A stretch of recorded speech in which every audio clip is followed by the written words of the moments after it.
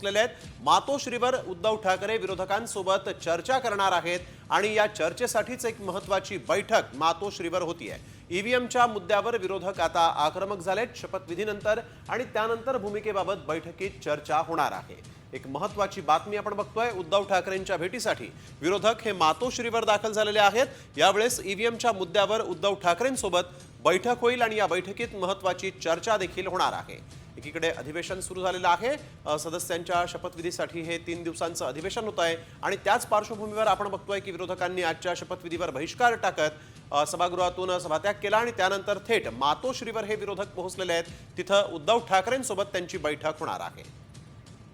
वैदेही काणेकर आमच्या प्रतिनिधी यावेळेस आपल्याबरोबर फोन लाईनवरून जोडले गेलेले आहेत। वैदेही, आपण बघतोय शपथविधीवर बहिष्कार टाकून विरोधक जे आहेत ते थेट मातोश्रीवर पोहोचलेत। नेमका काय अजेंडा मातोश्रीवर ठरणार आहे या अधिवेशनासाठी?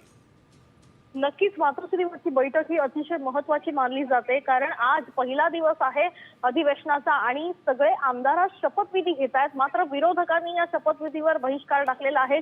पहिल्या दिवशी या अधिवेशनावर बहिष्कार टाकलेला आहे आणि आपली उपस्थिती तिथे नोंदवत आता विरोधक जे आहेत ते विधान भवनातून थेट मातोश्रीवर पोहोचले आहेत।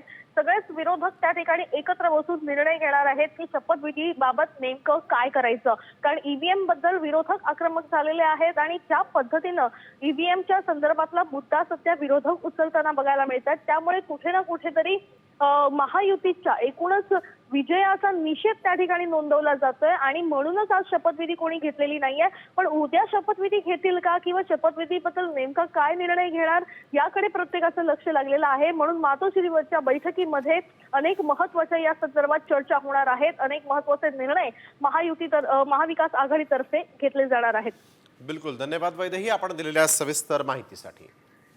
ईव्हीएमच्या मुद्द्यावर आपण बघतोय उद्धव ठाकरे यांच्या उपस्थितीत या ठिकाणी मातोश्रीवर विरोधकांची बैठक होतीये।